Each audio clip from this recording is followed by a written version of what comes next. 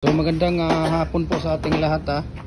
Magandang hapon sa ating lahat ha. Ito yung unang araw natin sa paggawa ng ating hollow block dito sa ating factory. Sa Gym Hardware and Concrete Products, Kanituan brand. Ayan, so unang araw. Kuya, ilang sako ang ano mo ngayon? Ilang sako? Dalawa. Ayun. Number 4 ang sayo. Ayan si Kuya, ito ang sa kanya. Number 4 yan yung gawa ni Kuya. Sige. Natin si Kuya dito. Number 4 yung gawa ni Kuya. Ilang sako ang ano mo dito? Ilang karatilya ang buhangin to? 5. Tapos painsan?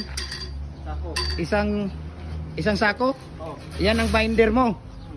Ayan pala si Kuya. So tapos ang molasses mo? Litro? Yung litro? Kalahating litro? Oh. Ayun, isang kalahating litro po na molasses. Tapos 120 po ang palabas namin. So ang binder namin dito, painsan po ang binder namin dito. So 5 karatilya na buhangin, isang sako na painsan, 120 ang labas po ng number 4 na karatilya namin. Semi special po ito yung ano namin. Tapos kalahating litro na molasses. So please follow na po kayo sa aming Facebook page, Gym Hardware and Concrete Products, Kanituan Brands. Ayan, thank you so much sa ating lahat. Kuya, thank you ha. Ito po ang unang araw natin sa ating factory dito sa Kanituan po, no? Unang gawa ni Kuya. So, 2 bag ang nagawa mo ngayon kasi tanghali ka na nag-umpisa, di ba? So, ito yung gawa na ngayon, 2 bag. Ayan. Si Kuya, anong pangalan mo, Kuya? Limuel. Ha? Limuel. Limuel? Oh.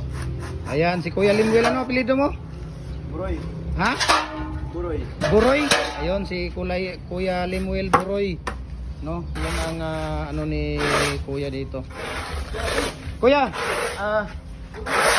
ayaw kayo mo awas na rin. Kuya, tira ka pa ng size, Kuya. Kuya, tira ka ng size isang ano doon. Wala naman. Wala na. Wag na lang. So, ayan si Kuya. Ang Kuya, dito ka Kuya. Pakita mo dito. Dito ka muna. Halika.